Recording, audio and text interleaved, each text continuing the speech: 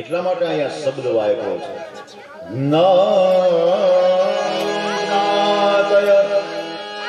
આતુર ગજા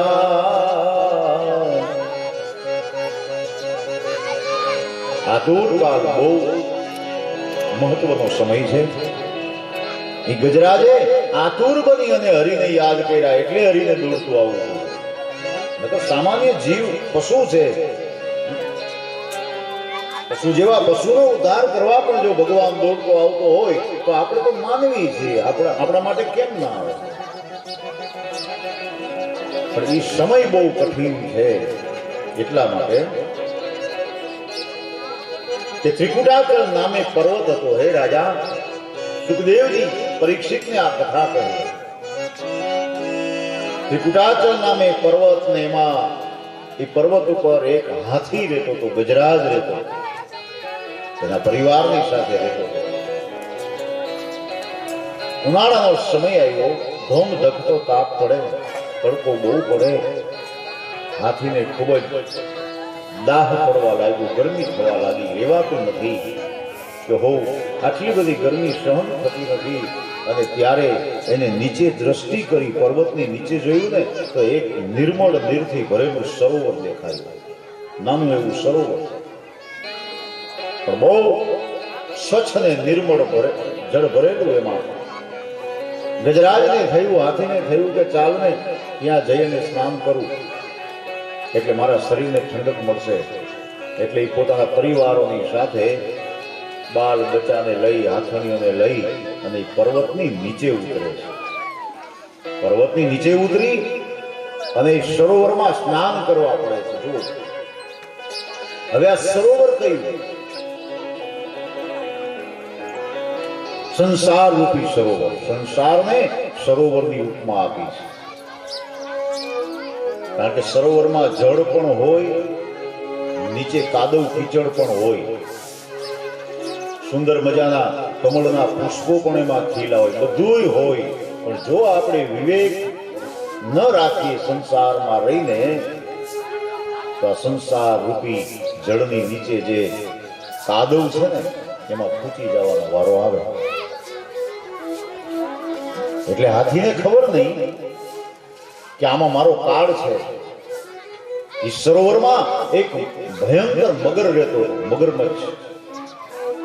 હાથીને ખબર નહીં, એ તો પડ્યો એમાં નાવા માટે. હવે જેવો એ પાણીમાં પડ્યો એટલે મગરને ખબર પડી અને આવી અને હાથીનો જે પાછળનો પગ હતો ને બરાબર પકડી લીધો. ત્રિકુટાચલ પર્વત એટલે આ કાયા છે. આ કાયાને ત્રિકુટાચલ કીધી છે. શું કામે? રજોગુણ, તમોગુણ અને સત્વગુણ, આ ત્રણ ગુણથી બંધાયેલી આ કાયા શરીર એટલે આ ત્રિકુટાચલ સરોવર છે. એ સંસાર રૂપી સરોવર છે.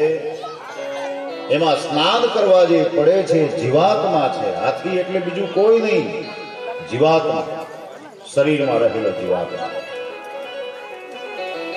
અને એને જે પકડે છે પગને, મગર જે પકડે છે, મગર, એ મગર કાળનું સ્વરૂપ છે. કાળ કહે છે મગર.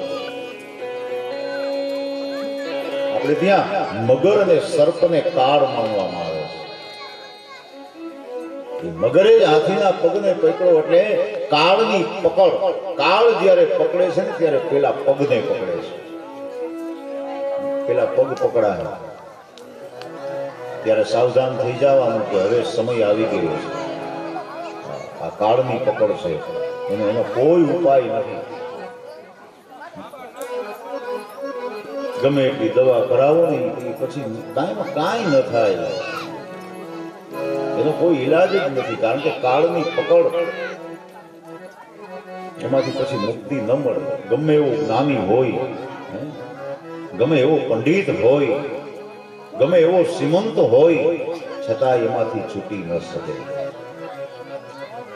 અને કાળ પગને જ પકડે. પેલા પગની શક્તિ ક્ષીણ થઈ જાય, ઘટપણ આવે, વૃદ્ધાવસ્થા આવે એટલે પછી પગ ધીમે ધીમે ધીમે ધીમે કામ કરતા બંધ થઈ જાય.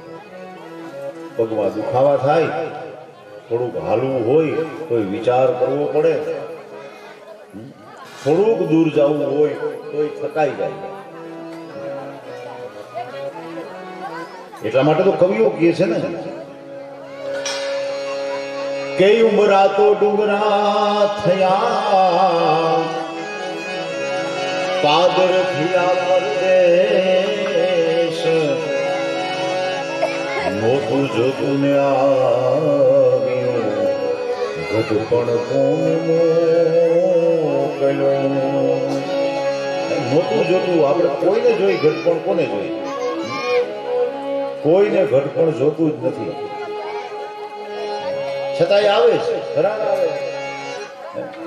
કોને મોકલે છે? જીવ વિચાર કરે કે નહોતું જોતું છતાંય આવ્યું, આ કોને મોકલું?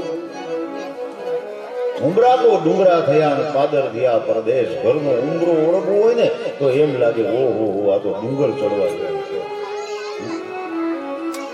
પાદર થયા પરદેશ, પાદર આટો મારી આવે ને ત્યાં તો એમ થઈ જાય કે પરદેશમાં ગયા હતા, એટલો થાક લાગી જાય છે.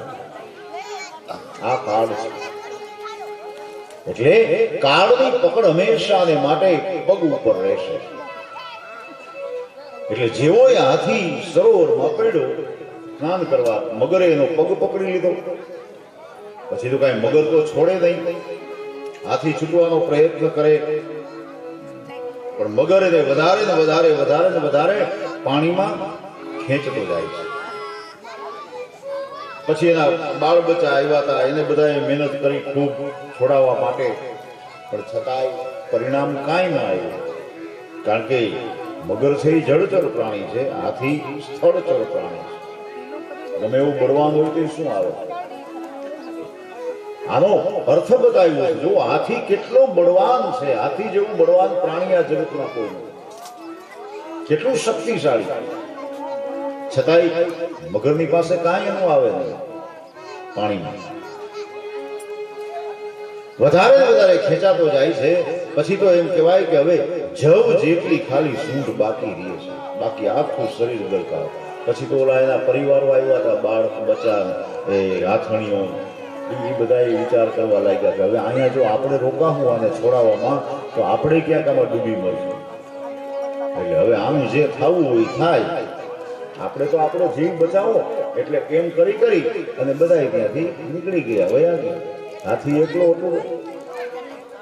ત્યારે એને સમજાણું કે ઓહો આ મેં મારો પરિવાર આજ દિવસ સુધી મારો પરિવાર મારો પરિવાર મારો પરિવાર, મારા છોકરા, મારી પત્નીઓ, આ બધું મારું મારું કહીને આજ દિવસ સુધી હું ખોટો આમાં ફસાયો. આ બધા તો મને છોડીને વયા ગયા, અત્યારે મારું કોઈ નથી. મેં આ બધાની માટે કેટલુંય કર્યું પણ કોઈને મારા ઉપર દયા ના આવી. હાથીને ત્યારે જ્ઞાન થાય છે, દિવ્ય દ્રષ્ટિ મળે છે અને ત્યારે એ હરિને યાદ કરે છે. હવે તો એક જ આધાર છે બસ, જ્યારે કોઈ ભલું ન થાય ત્યારે ઉપર વાળો ભલો થાય ને એના ઉપર ભરોસો રાખે. હવે તો એક જ આધાર છે મારો કે હરિ સિવાય મને કોઈ ન બચાવી શકે. હે મારા નાથ, આવી મને ખબર હોત તો હું પહેલેથી તારી ભક્તિ કરી. ત્યારે હાથી આર્તનાદ કેવો આર્તનાદ કરે છે.